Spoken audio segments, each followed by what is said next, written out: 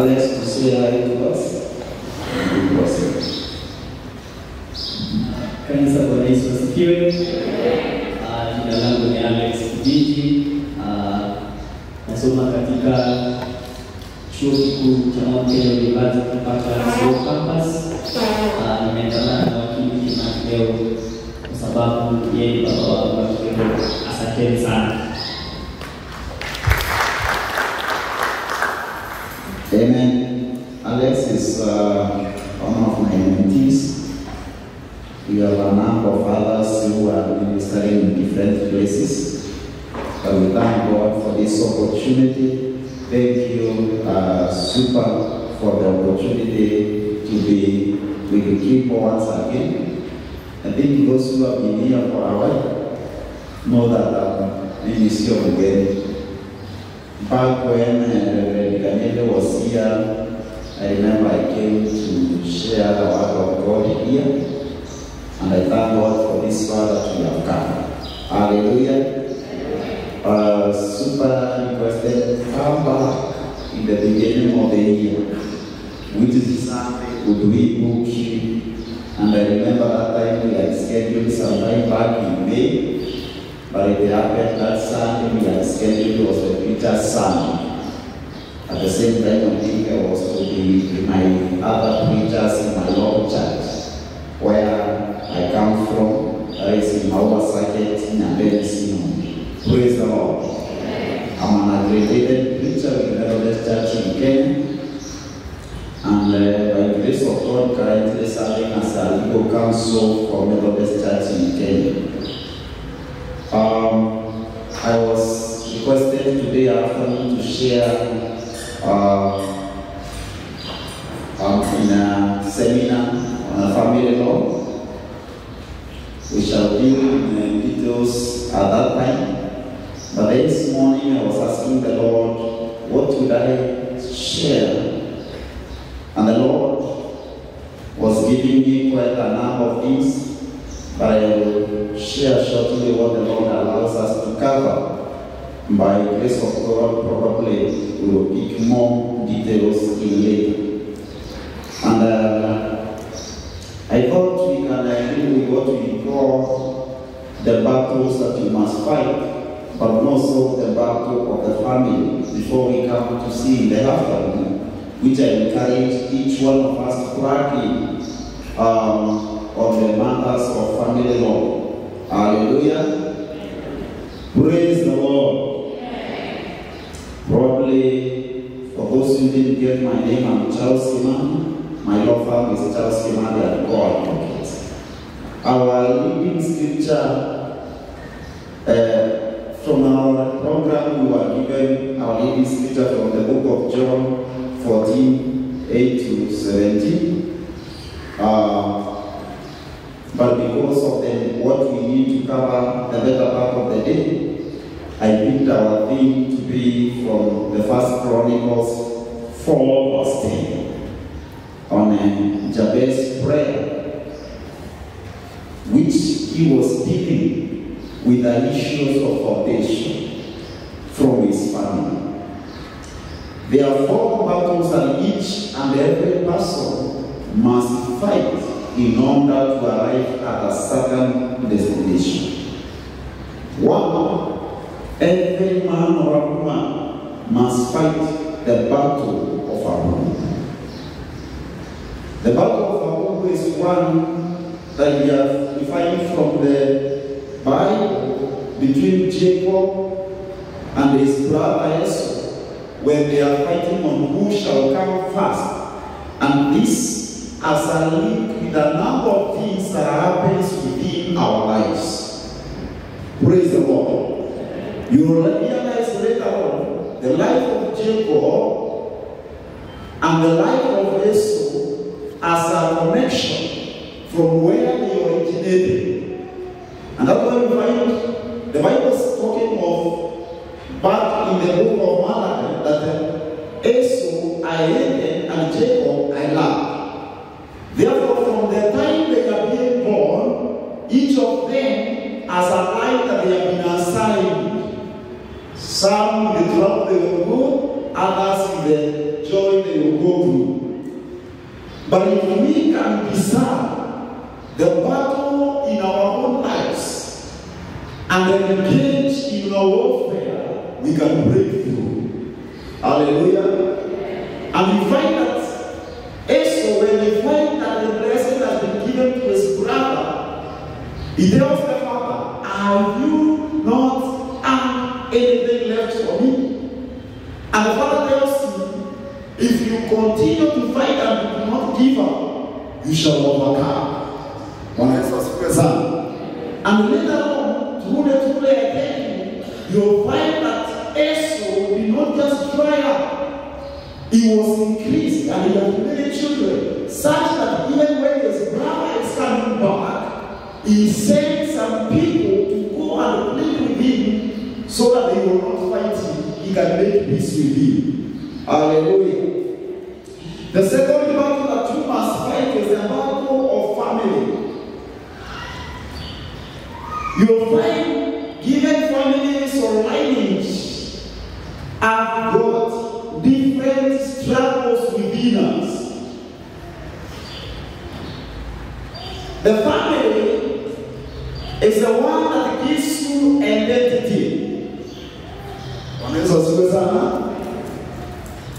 That's why when you come, even if you are big, you must write your son identity. Who are you? Where were you born? That's why Jesus, even himself, is referred to their home when he is about to be born. Praise the Lord. We'll come back to that. The third battle that you must win is the battle of our local church. Your level of spiritual level that you can rise is determined by the spiritual level of your local church. In the battle of your local church, you are given mandate to intercede for it, to invest in it, and to build together in it. That's why you find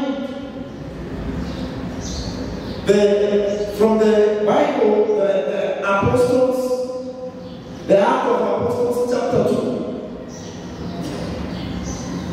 From verse, I believe from line 40, 42 there, the Bible tells us they continued with the four pillars that we say are part of what builds up the church. They continued with the gathering, the fellowship. They continued to break the bread. They continued with the prayer. I believe the person who is under the week that can be helping us to get the scriptures so that we are able to move a bit faster. Hallelujah. We speak anointing to your fingers so that they can be a bit faster to catch up with the preacher. Say my amen.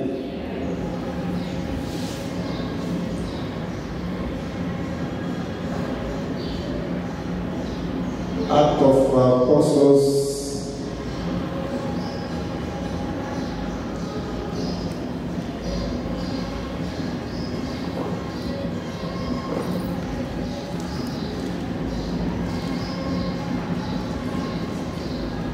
verse 42, they continually and faithfully devoted themselves to the instructions of the apostles. Number one. Number two, the fellowship. Number three, eating meals together. And number four, in prayer. Some other versions will say they devoted themselves in the doctrine, in the breaking of bread, in the fellowship, and the prayer. The local church is built on those four pillars. And in order for us to rise, allow me to make this statement. All things happen physically to the level that they have happened first in the spirit.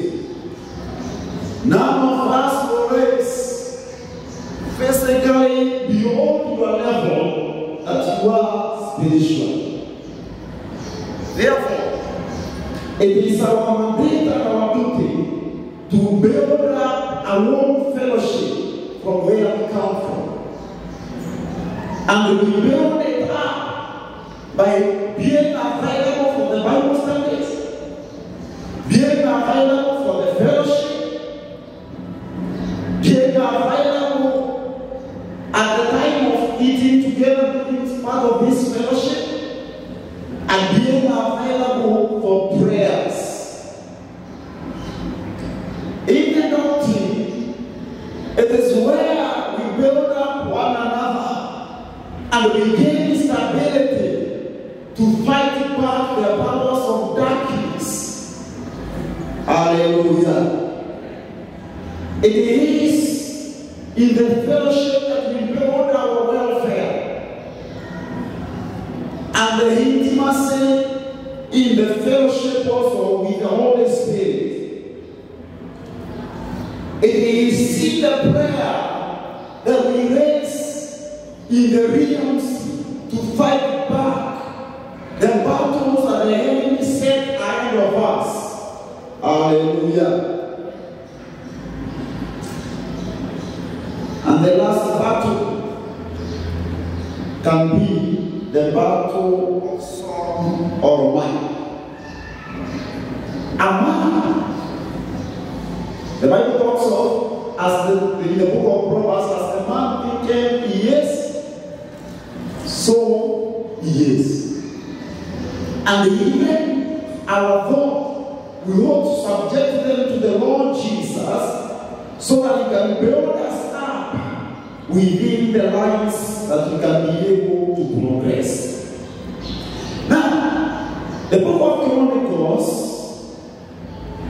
chapter 4, began to give us many families. Hallelujah. And they give us also, and so was born, and this, gave birth to this. But when it becomes to verse 9, the story shifts because of a man who chose to see this different. Hallelujah. You find that this man, by the name Jabez,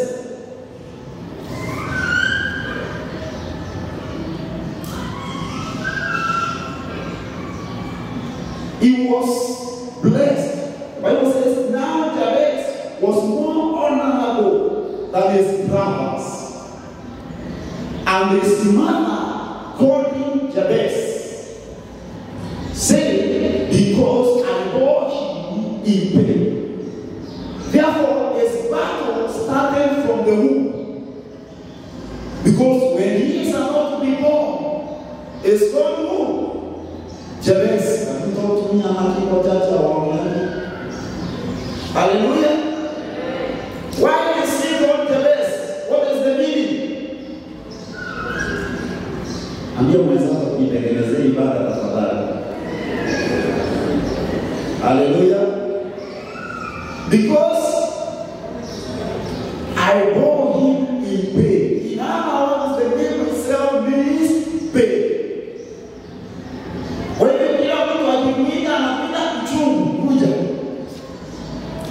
Praise the Lord. I know some of us, the name we carry is the name we were given because of how we were born. The battle of the womb. And then we carry from our family is one that talks of pain, struggles. I say the family is where we get name. It's where we get identity. It's where we either carry a blessing or a curse. One child born from a stable family and another one from a struggling family starts from a very different chapters. True or not true? Because one will acquire a better education, the other one may even miss their location. One will have better health because of the provision, while the other one may even miss being taken care of and may even die at a high age because of the struggles. But now Jabez is born, and the mother associating with the pain she has gone through. Praise the Lord. Uliza mwenzako jina lako ni gani? Hallelujah. I know some of us would not even want to be called a louder voice. Some of us would not wish even to think of the name they gave you. But blessed be the name of the Lord, who is able to change our identities, who is able to give us a family in Christ Jesus. The Bible says in the book of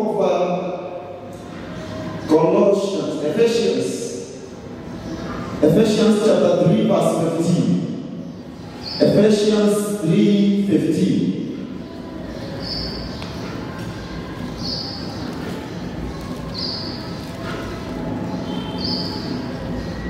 That all families derive their name from the Lord.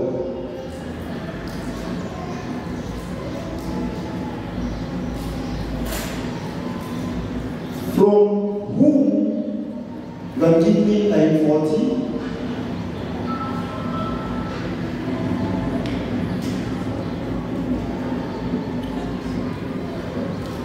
For this reason, I bow my knee to the Father of our Lord Jesus Christ. Now, I want you to mark there who is Paul meaning before? God the Father. Now, verse 15.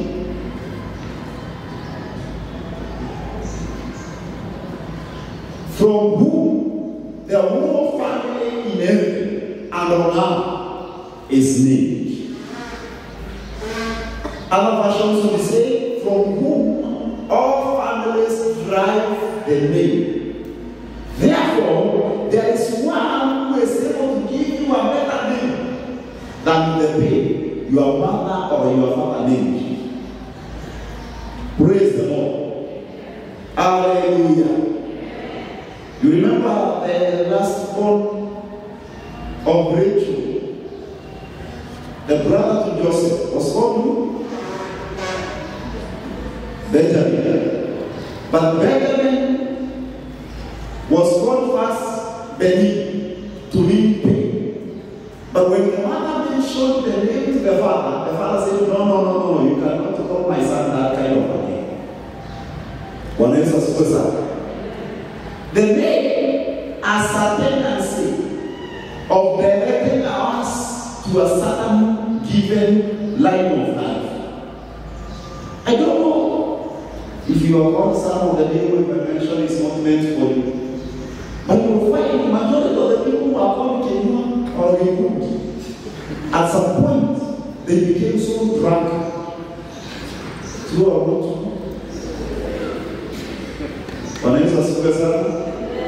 You know, we had one of our brother-in-law who was called Kenyan. That man, we knew him as a drunkard from the time we married my sister, our husband. And he struggled with alcohol for more than 20 years plus. And I remember, at one time when we had to pick him, I stayed with him about 2 weeks. We sent him to my brother-in-law, Reverend Dimadi, stayed there for about 2 weeks. During this time, we could not access our. Then we gathered as a family and we said to him, this name, we denounce it.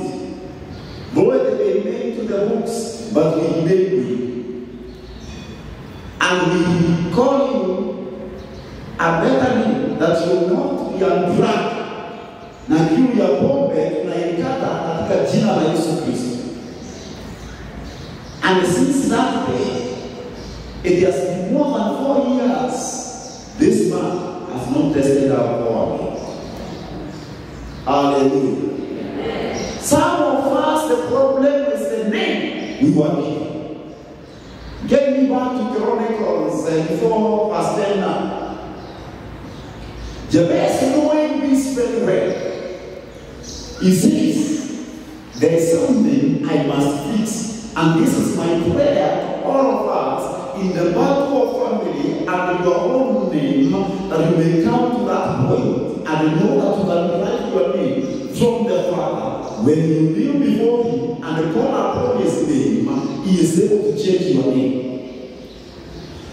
And he is able to change your destination. Chronicles, I say first Chronicles 4 verse 10. The Bible says, and Jabez prayed. Some other version says, he cried to God. And his cry, in this version we are saying, he called on the Lord God saved. Some other versions will say he prayed. Some other versions will say he cried to the Lord. Hope that you will be blessing him indeed. Number one,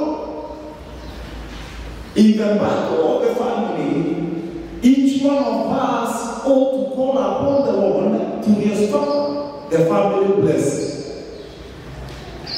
Amen. One of the men that God called out from the family he was from was Abraham. He told him to leave his family and follow him, and from him when onwards he blessed his family. Hallelujah. And God makes a promise with Abraham and tells him, because you are following me, I will bless you. Jabez prayed to God, oh Lord, bless me indeed. Number two, enlarge my territory. In this part of enlargement, you want to ask the Lord to enlarge you in terms of property, enlarge you in your voice, enlarge you in the place that you dwell or your room. You remember the sons of Elijah? They tell him, Master, the room we are staying in has become small. Let's go to the forest, get the beams, so that we can enlarge this room. Isaiah, this prophecy tells the barren woman, enlarge your things, because God is about to bless you. Hallelujah. We may not have got some things at the point we are, but every one of us must come to a point where you cry to the Lord that, Father, number one, bless me indeed with your blessings. And back to that, the Bible says, the blessings of the Lord and no sorrow, make it rich and ask no sorrows. Then you must come to a point that you desire to do better than your father did, that your family was able to rise to by God enlarging your territories. Hallelujah. Praise the Lord. You ought to seek the Lord to enlarge your steps. That means you are able to come and march within your timeline that you live. The Bible tells us Moses was shown a man the promised land, but never arrived there. But Joshua saw it and arrived there. Well, at the age of 110, the Bible says God himself speaks to Joshua and tells him, look, you arrived to this land, you have come up some territories, but you are now home. And believe me not, when God tells you you are home, Baba, he means you are home. And there is no appeal on that. and you are going now to rest. So Joshua rested before he covered all that he was meant to cover within his lifetime. Because he thought there is more ground to be covered, but you are more silent. From where God has sent us, He is calling us to seek for more grace so that we can cover more ground where we still have the strength. Jesus speaking to His disciples, He tells them, walk when it's still the day. Hallelujah. For you will not stop. Because of time, the third prayer of Jabez that every family must make is that you would keep me from evil. There are so many evils that can come our way because of time. There can be inner evil dwelling within us from our thoughts that brings limitations within our lives. Praise the Lord. There can be supernatural evil. This is where you are cast by the witches and the men who desire that they can torment your life. I realize our family under serious poverty. And my father had given his life to Christ. And fought at some point. And of course we came to pick up and continue at some point. And I realized within our family there are certain limitations. Because all my younger sisters, when they completed their studies, they could only miss one month to be selected by the public university, henceforth to do maybe parallel programs. And I realized within our family, unless one of us breaks that level, we may all be a diploma holders as a limitation within our family. At the same time, this comes when there are a lot of jealousy and a lot of battles. Because now, because of what they believe, the children or the brothers to my father, many of them departed. Because now my father comes up among almost the last born from 12 children, having witnessed 9 of them die, one after another. And the last one, sister, died shortly after giving birth. Even the names they were all given were names of animals. And even other brothers, you'll find one is called Apollo, and the brother is called and the other one is Gay, and the other one is Kanyamo, and the other one is Solomon, and even my father was called Choro.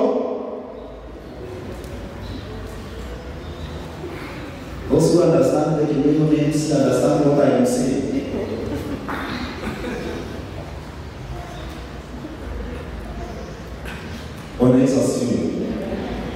I remember one of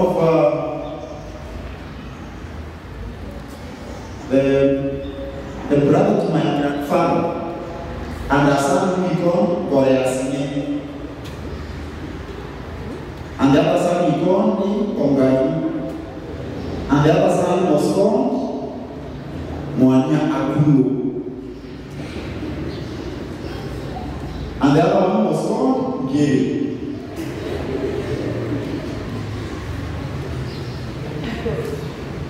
Hallelujah. Now, my grandmother, when he lost many children, he called my father Joro. But then they realized there were no waters at all there, they didn't even call him Joro. you go there and look for your child, you will not find. They call it hippopotamus. Go. At least there are no waters. In the event he passes away, they will never find hippopotamus around. Amen. You cannot find hippopotamus in Maua. So you are settled. In the event we lose also this one, we have no probability of finding that one. Hallelujah. Now, knowing this very well, we began the prayer of Jabez. Lord, take me out of this. Bless me, because I know your blessings make it rich. Therefore, I cannot be poor, because there is a blessing of the Lord. And I came to speak to you. There is a place where we can drive our name. And therefore, Paul tells the church of Corinth that since I knew Ephesus, since I knew about you, I have not ceased to kneel before God the Father, from whom all families, I said all families, drive their names. We have another family. Se tu essa pessoa que não nem aqui, Abraham and the sons. Abraham and the sons. So you can see. See to it. 1, 2, 3. And the sons of Abraham, I am one of them. So let us stand up. Hallelujah. We became connected with the blessing of Abraham, the blessings of Isaac, the blessings of Jacob. We will say even the blessings of Joseph. Praise the Lord. I need that prayer that Lord shift me from the line of Abraham. And when I make that prayer, when the Bible says Jabez cried to the Lord, he will just say, Lord, if it pleases you, bless me. You knew when you are fighting battles, you don't just say things. Hallelujah.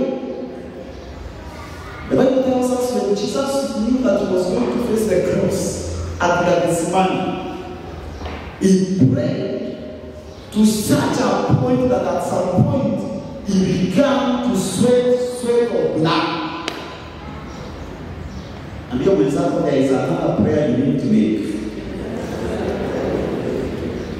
So at that time we began to put my place of prayer in my house. I will draw the line and say, Abba, ndio umaskini iko. Na hapa ndio utajiri iko. So therefore I pray in the name of Jesus. I cross from poverty to riches because I am blessed of the Lord.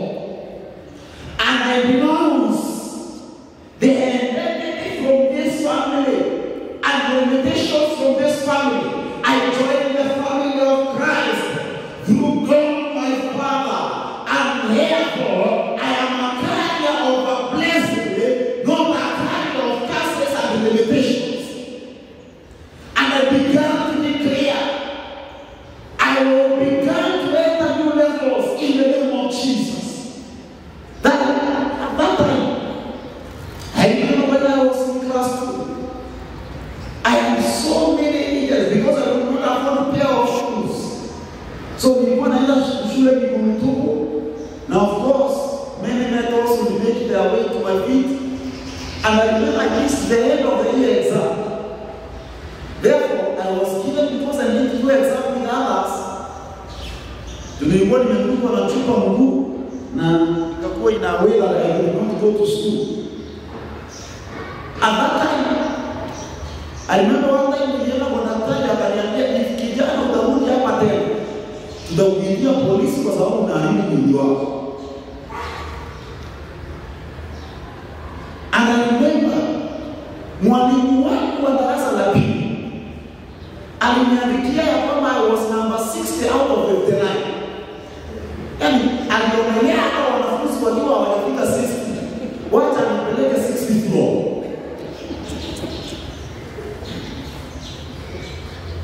And at that time, I felt this thing I will carry it to my children if I want to fix them up.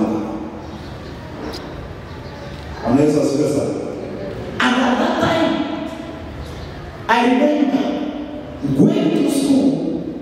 The little cartoon I was wearing is the one I had inherited from our older brother. Praise the Lord. Na kwa hiyo kutokana na mahali yake ilijaa madirisha. In other words, it had enough windows and there were no curtains. Ndio mwenzangu utapata hiyo ndio kufika nyumbani. Kwa hiyo nikienda darasani, it forced me to sit at the back. Kwa sababu Waswahili wanasema macho hayana. Otherwise, the young girls in the class will be enjoying this cinema. Na mimi sikuwa na nafasi ya kwenda to the group of schools. I went to the school of groups. Ambapo tulikuwa tunaangalia darasa moja wa wanafunzi wanne ama watano. So kuna zile darasa zilikuwa zinakuwa kwa msongamano mkubwa. Na mkikaa watano in the course of it, kwa sababu hiyo imekalia ilikaliwa na baba yenu. Ina swing saa ingine. Kwa hiyo nilikuwa nabeba misumari ambayo sikuafford kununua. Ile tumetoa kwa mbao, tukitembea nyumbani ukipata msumari unachukua unaweka kwa mfuko. Ile deski kujike kesho unarejesha, unajitengenezea mwenyewe. Wanaweza siwe sana. You know, as a man, life will never forgive you. If you don't work and fix things and the finances within your life will never forgive you. Hawa mama tu watakuangalia, watatoa na kuambia tu kama wanakuelekea, lakini kama hakuna kitu kwa mfuko. Hapana sana. No. Tulianzia kutafuta kujifix kutoka hiyo wakati. So, wale darasani nilikuwa nabeba jiwe, kwa sababu ya kuona na misumari. In the course of time, misumari ilikuwa inapata hata mfuko inakoboka. Kwa hiyo sometimes ukienda shule kalamu zinapotea kwa sababu misumari ilitoboa mfuko. Na ukirudi nyumbani mzazi anayekujua hiyo kalamu alikununulia anataka kuona imeisha na huwezi kushika. Ambapo hakuna afoni hata wewe.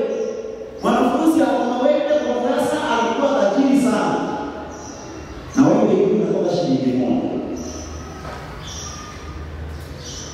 But that year, when I was told that I'm number 60 over 59, I said, I will have to fix this man as young as I was. I went in for a prayer and a fasting for 2 days. When the Bible says Jesus prayed, it does not mean Jesus stood here and said, Father, I thank you for this. It is well. But there was prayer time when he would isolate himself in the mountain and they pray for hours. You remember when he was to start his ministry, he prayed for 40 days. When he was about to go to the cross, he went to Gethsemane. For the first time I prayed, he came to see someone from the disciples. They were still asleep. He went again, he prayed. He came and found again they are asleep. He went again and he said,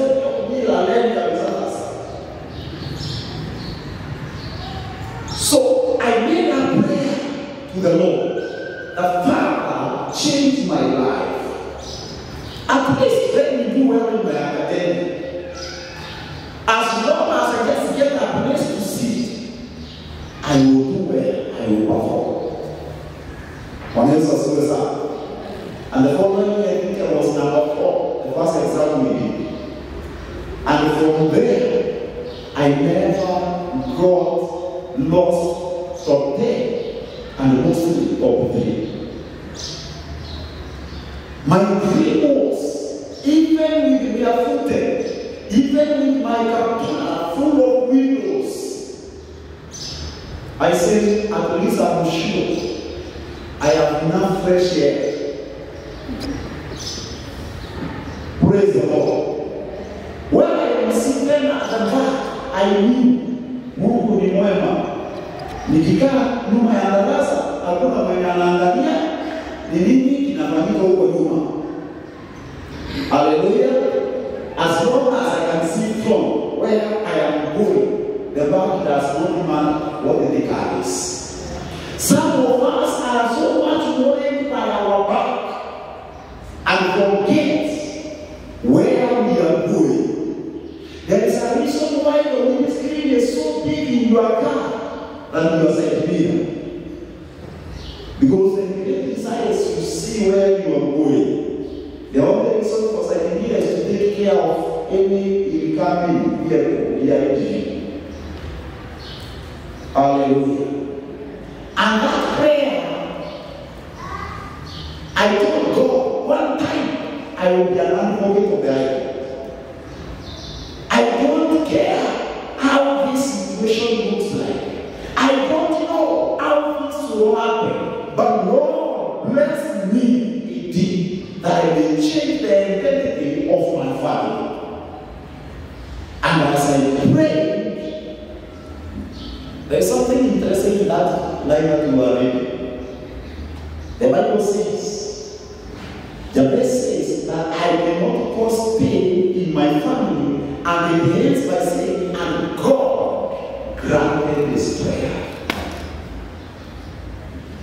What is the message to us today? When you make a prayer, God will grant it.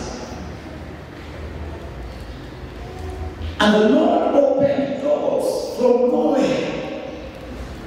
We did our studies, we went to school, we went to high school, we went to campus. And I remember one time, I did not have even school fees for this time. As I joined the first semester for my degree, I said, Lord, you granted my prayer. I didn't come to this city that I can come and just go back. You are able to change the identity of our family and give my family a better name because of your grace. So this particular day, just there, I owed 20,000 and was required to pay the first day for the 9,000 out of the 7 that I was required to pay as a first payment. I told the accountant, just give me an admission number. But whatever little that I have, and I will ensure I have paid my fees by the time I complete my service. The story goes on. I was allowed to pay the 20,000, but I could not afford even 20 shillings for photocopies. I was left completely empty. I told the Lord, Mungu nisaidie kwa sababu wewe na wewe, mimi na wewe ndio tuwaweza safari. And I remember walking in the city, a lot of people came out and saying, afadhali mtembea ovyo kuliko kukaa ovyo, maanake mtembea ovyo huenda akaokoka. Haleluya.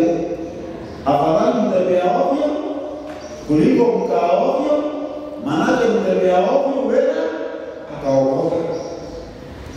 Nikatoka hapo mtawa moja hivi. I just walked without knowing where I was going, who I was going to meet, what I am going to do. But still telling the Lord, you have my destiny. Then I met this man who was from home and just back to each other. He says, kijana, unaendelea na nini? Kwa sababu Mungu ni mwema. Then he gives me 100 shillings and 50. That 50 shillings was a miracle for that day. And I remember, I went, I found somewhere I could make copies. I made copies for around 20 shillings. machines. Unajua wakati unasumbuliwa kidogo na uchumi wa hii unajua mashini. Wanaweza siku sana. Hallelujah. Then I thought somewhere I would take passport photo with 40 shillings. Then I already now spent 60 shillings out of 150. I took those documents. The 90 shillings was what was enough for my food for around a week. And the life went on. I remember this particular day was not only you said you will pay school fees. You don't have the school fees. Get out of this school now. And the same day, my house is already low. I have nothing to pay fees. I have nothing to pay the house.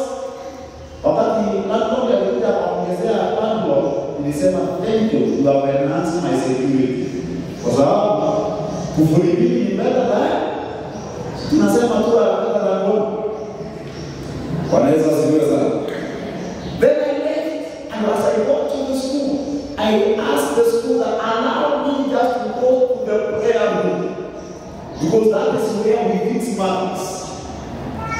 And as I went out, I knew, usiwaambie watu shida zako, umwambie Mungu aliye na uwezo, atawauza wale wakusaidie, watashughulika wakiwa wameamrishwa.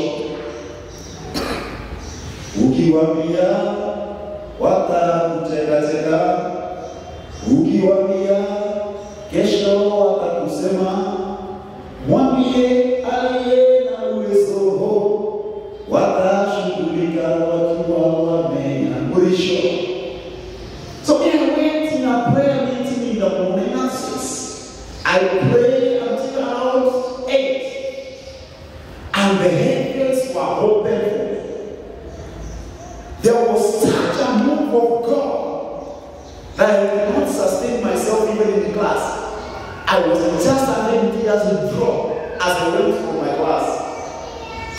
As a man student who was not happening with you, don't worry, I'm waiting. It is well in my soul.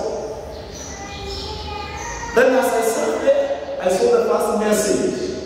You have received 6,000 in your account. My sister back in there was troubled and said, oh, I cannot get peace until I deposit this money in his account. I am not calling anybody to tell them what was happening. My mother wakes up and is troubled. I have not called her to tell her that I have already sent all those two. I am there on a board with her. Then she receives a call. She was waken up by a call from my cousin in my room. And my cousin says, Mom, what is troubling you? And the mom says, my son, wakili atalipiwa karo. And said, Mom, what do you have pesa ngapi? Says, do you have 10,000? And I said, hiyo tu. Do you have 20,000? Hiyo tu. Do you have 100,000? Hiyo tu. Do you have 40,000? Hiyo tu. Do you have 50,000? Hiyo tu. Said, put it in the account. Tutasoma wengine baadaye.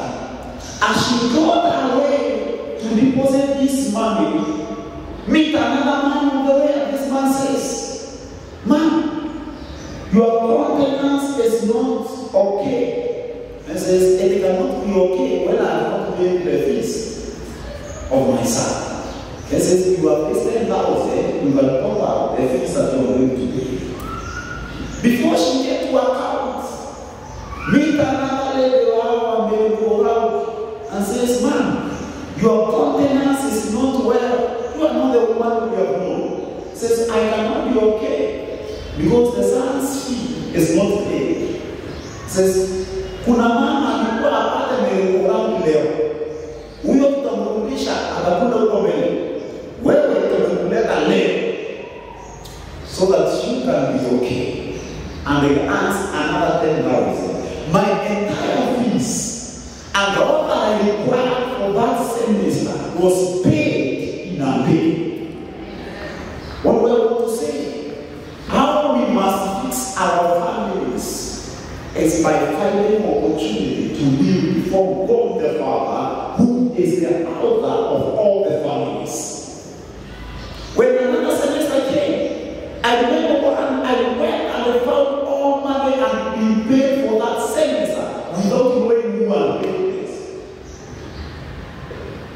I remember one time I'm called to go as a minister in a school in Orogai, and I didn't have a single coin on this morning as a student.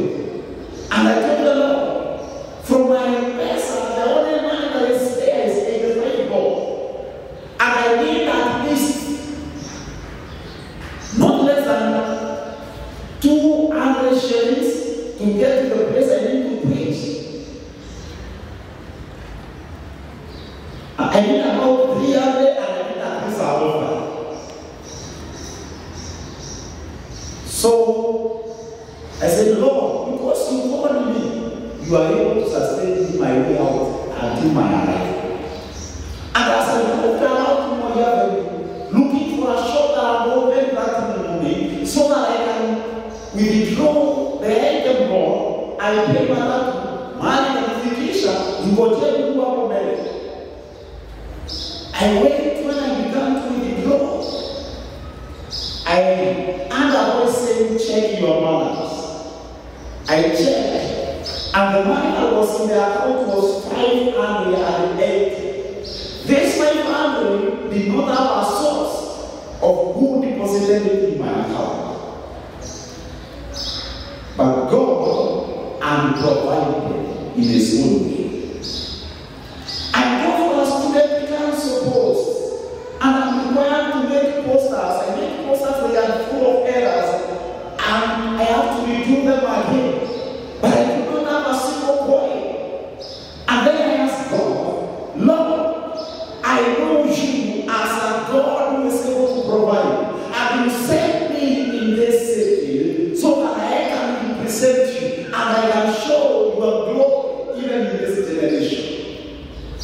As I'm seated there in a certain shop to make the posters, in Ronald Gala opposite Ronald Gala post office, a man walks in who is a foreigner from Tanzania and says, Kijana, I'm really not to. Then I told him, I'm okay. He says, you are not okay. You need not to. I said, I'm okay. Then he comes to the other person who was making posters for me and says, how much is the posters? Says, you need 4,000. The man said, Kijana, what is your number?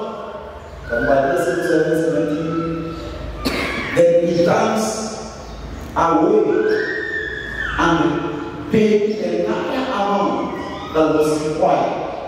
That man, I have never seen him again. I have not seen him before. When he was suicide, the journey to win a family battle will be born in the prayer. Hallelujah. And on the same, we need to ask the Lord that He may shift even our finances. When you say, Lord, increase my territory, you cannot speak of your territory being enlarged if your financial life is not okay. We will deal with this in details sometimes later. They talk about the good preacher does not minister all the points, for he shall be invited to do the other points. For you to grow financially, you must be able to grow your investment life. You must understand how money works, and you must understand life is spiritual. Therefore, you must take care of your spiritual growth and investment. Number 2, you must understand value and giving. Number 3, you must understand value contribution and productivity.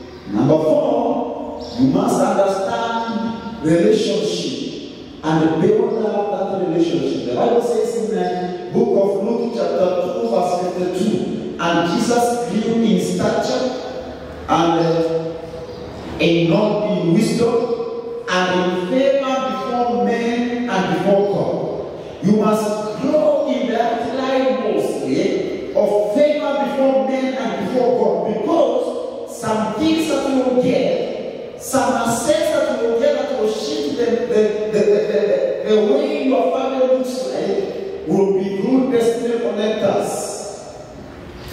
And number 5, you must understand the law of increment in financial management system and understand how to study patterns and where to invest, and above all, be able to hear what the Lord says concerning a certain matter. Praise the Lord. Hallelujah. The Bible tells us in the book of Luke, John 14, from 8 to 17. It tells Jesus, show us the Father, and we will be satisfied. I remember when my grandfather was about to pass away, the step brothers of my father got him and held the old man and told him, you must give us our land. He looks at them, he calls some 2 elders, went and drew a line, and they said, this will be your portion, but it will never prosper. Then took my father and said, this will be your portion. Though it is rocky, it will be plenty for you. It will supply to you, and all that you ever need will come from this land. Even though we were born maybe, there are 10 of us in my family. As long as you chose to study, that little land provided all that we require to pay our school fees. Animals can come there, wanakuja wakitapika makandamia yanamea zinakuwa mimea. Passion fruits zinamea ambazo hazijapandwa na mwanadamu. Wanaweza usiwe sana. I remember one of the neighbors alikuja akasema ni mahali kama Museveni. Sema mzee, kufu wake anaangua vifaranga 21. Mbuzi anazaa mapato. This man is blessed. What happened to this other side? The other one was hoping to have him, but it will never bless you. Go other melon plantation and other crops, they all dried up. And today, you can have no trace of anything that was planted on that side. May the Lord God bless us and give us grace to raise disciplined children so that we can live a blessing to them. Hallelujah. He says, show us the Father that they will be sufficient for us. As I conclude, in order to have victory in all this journey, you need the help of God through His Holy Spirit. In verse 25, I don't know whether you are able to get the Amplified version for me, of John 14. Jesus tells them that I am going so I am sending the Holy Spirit, and this Holy Spirit that you will receive will be your advocate. And presently by 14, 15, 16, John 14. Hallelujah. This is my example of the cure. Verse 16. And I will ask the Father, and He will give you another helper. This helper will be your comforter, your advocate, your intercessor, your counselor, your strengthener, and a standby. To be with you forever. Verse 17. The Spirit of truth, who Verse 26 repeated the same. But the helper, the comforter, the advocate, hallelujah, the intercessor, the counselor, the strengthener, the standby, the Holy Spirit, whom the Father will send in my name, in my place, to represent me and to act on my behalf. He will teach you all things. And here, for example, the Holy Spirit will teach you all things, including how to fight a family battle. The Holy Spirit will teach you, including on how to raise your children. May the Holy Spirit teach you, including on how to work your spouse. May the Holy Spirit teach you. You need another place to say amen. He will teach you all things, and He will help you remember everything that I have taught you today. Hallelujah. Then what will happen? Verse 27. Peace I will leave you with. My perfect peace I give to you, not as the world gives, do I give to you.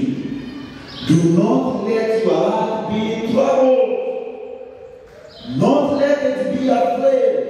Let my perfect peace come to you in every circumstance and give you courage and strength for every challenge. This is my prayer for the people church, that you may receive peace. As long as you receive the peace of the Lord, your family will progress well. As long as the peace of the Lord is with you, in your work you will do well. As long as the peace of the Lord is with you, in your ministry you will do well. And I pray for you as I pray for myself, that this peace of the Lord, the perfect peace, may rest upon you this hour. And the peace I'm talking about, as the Lord put it, is not as the world can give, but it's a perfect peace that brings calmness in your heart, in your mind, in all circumstances. And it is able to give you courage and strength in every challenge. Receive this peace in the name of Jesus. Receive the peace of the Lord. And Paul, in Philippians chapter 4, verse 7 says, and the peace I give you, or the peace of the Lord, may the peace of the Lord that surpasses all human understanding grasp on your heart and your mind until the coming of Christ Jesus. Jabez prayed, Lord, bless me indeed. Enlarge my territory. Keep me from the evil, and may your hand be upon me, that I may not forsake anyone. And the Bible says, and the Lord granted his prayer. This is my prayer for you, that the Lord may bless you, that the Lord may enlarge your territories, that his hand may be upon you, that he may keep evil from you, so that you may not cause pain. Can we all read together the last part portion? So God, 1, 2, 3.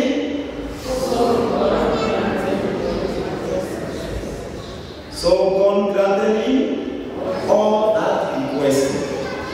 Can we be on our feet?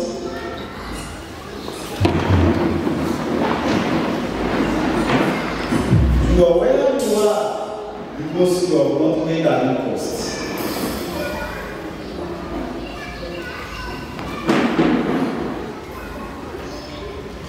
You are where you are because you have not made a request. Make your request today.